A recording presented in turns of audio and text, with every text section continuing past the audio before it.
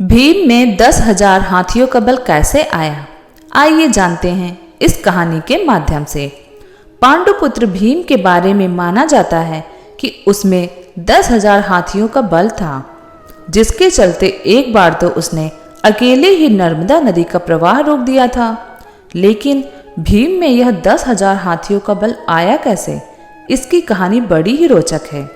कौरवों का जन्म हस्तिनापुर में हुआ था, जबकि पांचों पांडवों का जन्म वन में हुआ था। पांडवों के जन्म के कुछ वर्ष पश्चात पांडु का निधन हो गया। पांडु की मृत्यु के बाद वन में रहने वाले साधुओं ने विचार किया कि पांडु के पुत्र अस्थि तथा पत्नी को हस्तिनापुर भेज देना ही उचित है। इस प्रकार समस्त ऋषिगण हस्तिनापुर आए और उन्होंने पांडु पुत्रों के जन्म और पांडु की मृत्यु के संबंध में पूरी बात भीष्म, धृतराष्ट्र आदि को बताई।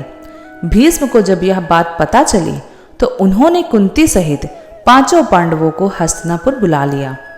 हस्तिनापुर में आने के बाद पांडवों के वैदिक संस्कार संपन्न हुए। पांडव तथा कौरव साथ ही खेलने लगे। दौड़ने में, निशाना लगाने तथा कुश्ती आदि सभी खेलों में भीम सभी धृतराष्ट्र पुत्रों को हरा देते थे।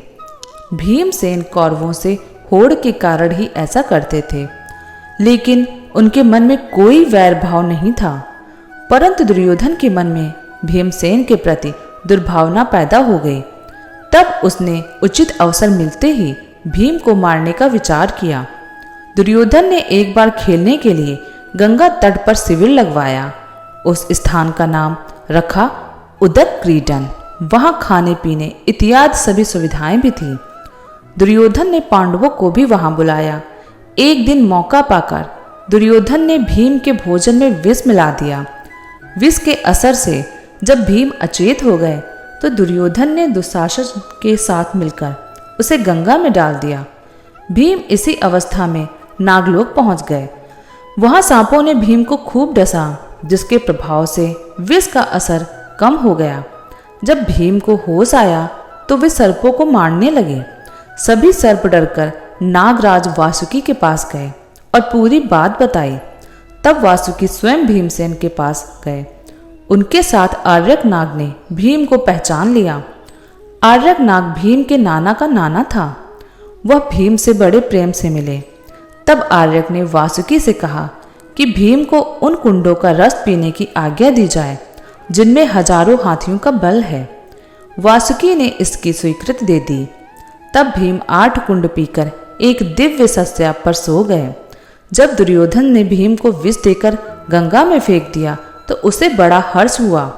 शिविर के समाप्त होने पर सभी कौरव व पांडव भीम के बिना ही हस्तिनापुर के लिए रवाना हो गए। पांडवों ने सोचा कि भीम आगे चले गए होंगे। जब सभी हस्तिनापुर पहुंचे तो युधिष्ठिर ने माता कुंती से भीम के बारे में पूछा। तब कुंती ने भीम के न लौटने की बात कही। सारी बात जानकर कुंती व्याकुल हो गई।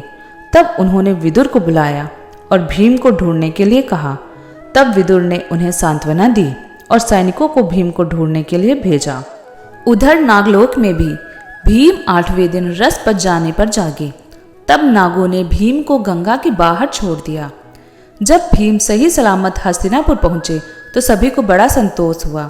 तब भीम ने माता कुंती व अपने भाइयों के सामने दुर्योधन द्वारा विष देकर गंगा में फेंकने तथा नागलोक में क्या क्या हुआ यह सब बताया। धन्यवाद।